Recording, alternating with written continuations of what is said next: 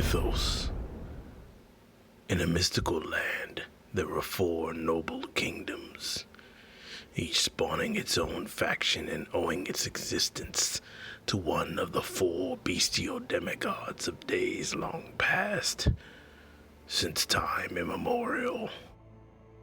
Those luminaries that walked the land side by side with men during the dawn of civilization and led the forces of righteousness against hordes of evil that once plagued the ancient world. Now, the sickness that once stained the land threatens to begin anew. These are the Chronicles of Mythoss.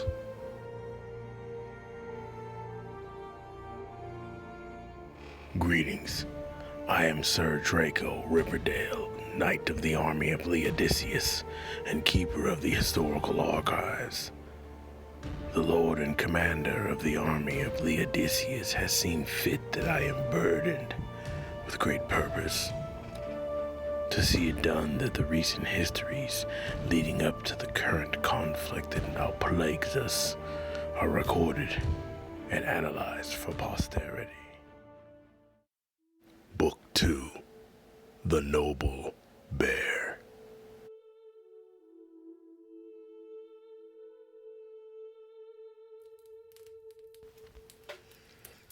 Attlus took leave of the army for reasons known only to him. What is not in question is the fact that he ventured out into the wilds of the land of Mythoss, absent any plan for what to do next. For a time, Attlus was a wanderer, a man with no lands, no birthright, no coin, and no purpose.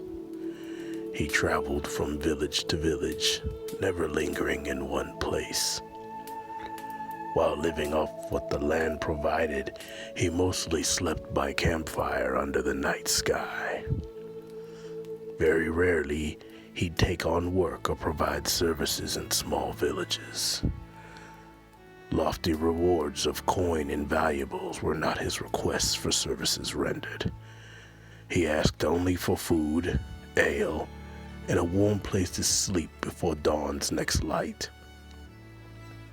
On occasion, he was afforded other comforts as well.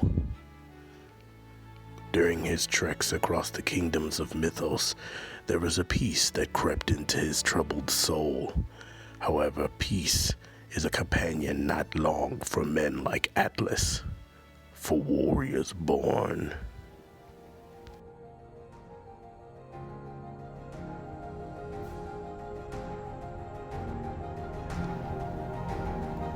It was not long before Attlus found himself aiding the helpless, those that would be preyed upon by men and beasts lacking honor and moral character. He embarked on an adventure-filled Odyssey that spanned the continent and its glorious kingdoms, as well as its dark, seedy underbelly.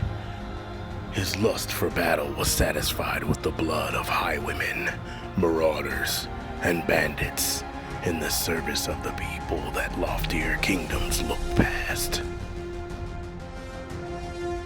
From the northland kingdoms of Vikenfell and Alkiram to the eastern lands of Xylernia, even to the southern reaches of Aetheros and Ophidion, the man that became known as the Noble Bear began a solitary campaign against evil, carving a path through miscreants and criminals wherever they were found.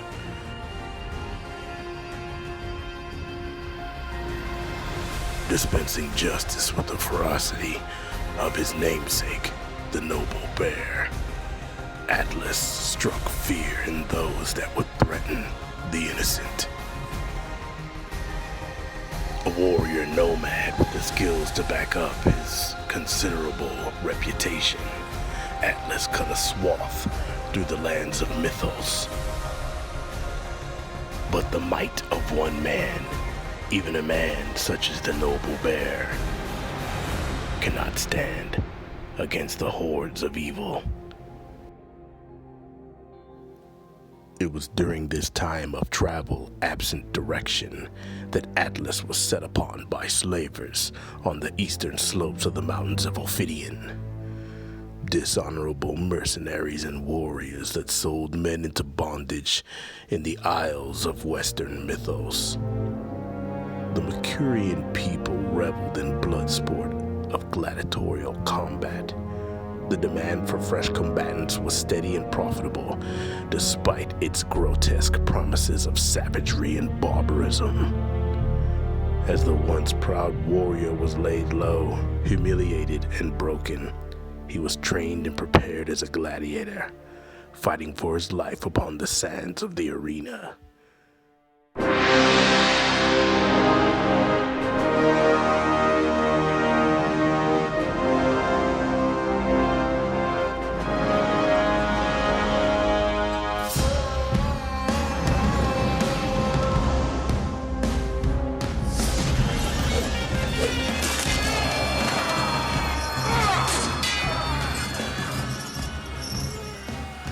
It was within the blood-stained walls of the arena that Attlus bore witness to the unmaking of men, stripped of hope, honor, and purpose.